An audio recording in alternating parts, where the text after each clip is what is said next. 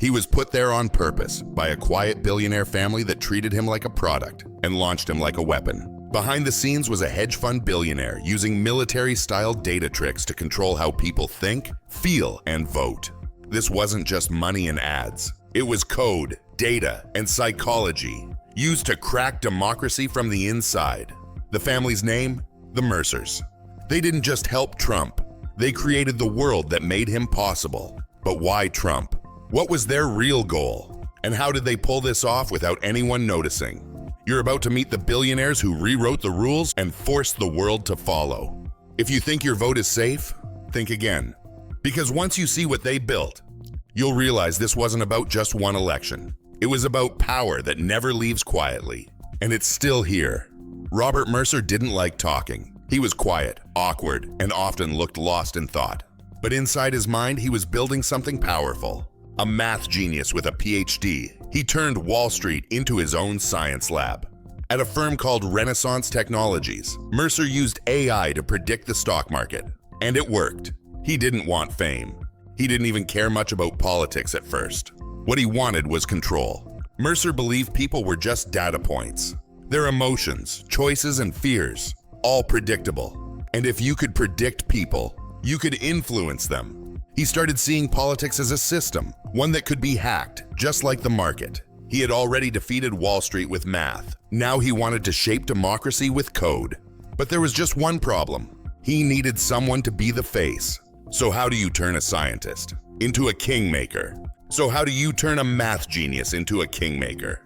You give the power to someone who understands people better than numbers. His daughter, Rebecca Mercer. She wasn't a politician. She was a strategist, bold, sharp, and always watching. Rebecca didn't want to win elections. She wanted to shape what people believe. She funded far-right media like Breitbart, built Cambridge Analytica, and connected Trump with the right people. She studied how young people think, what they fear, and what makes them angry. Then she used that to control the story. Not just policy, but public emotion.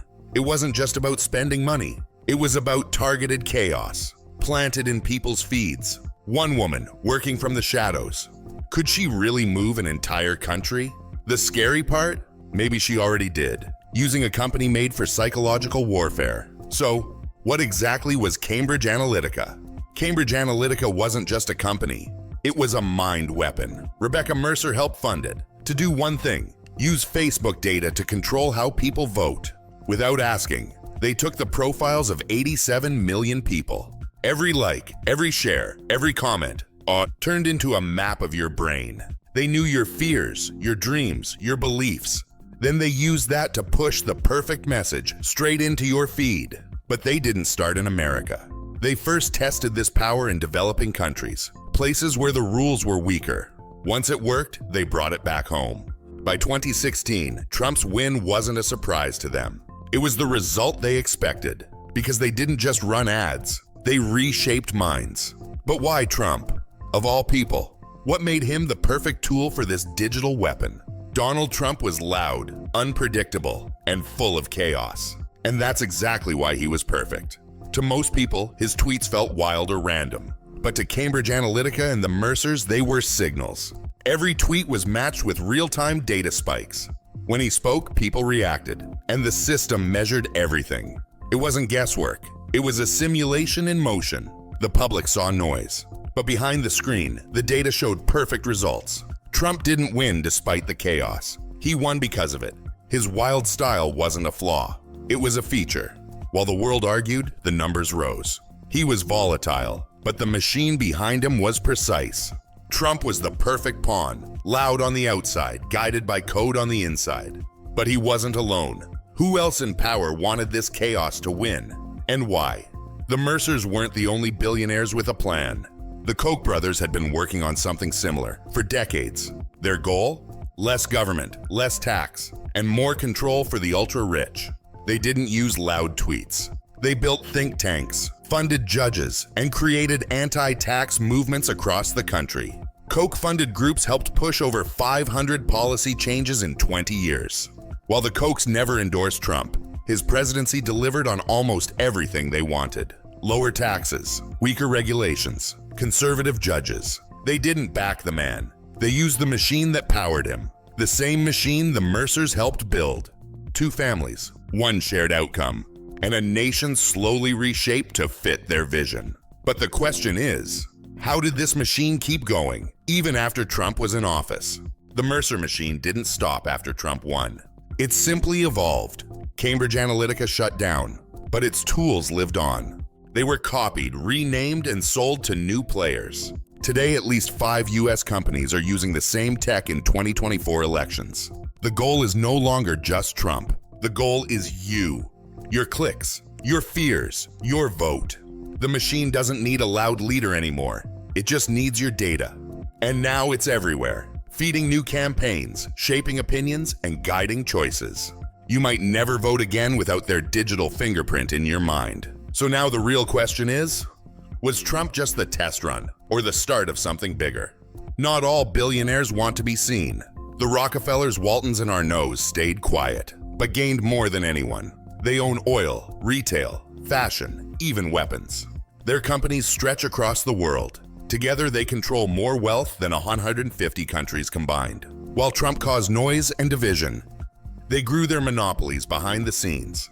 They didn't fund chaos directly. They simply used it. Because they don't need to win elections. They just need the world too distracted to look up. But still, one question stays. Did any of them help build the chaos like the Mercers did? It was never just about winning an election. It was about proving a theory. The Mercers believed that culture, opinion, even power itself could be coded and controlled. Their final test had a name, Project Alamo. It wasn't just data. It was a battlefield of the mind. Democracy became software. Voters became numbers. Trump wasn't the final goal. You were.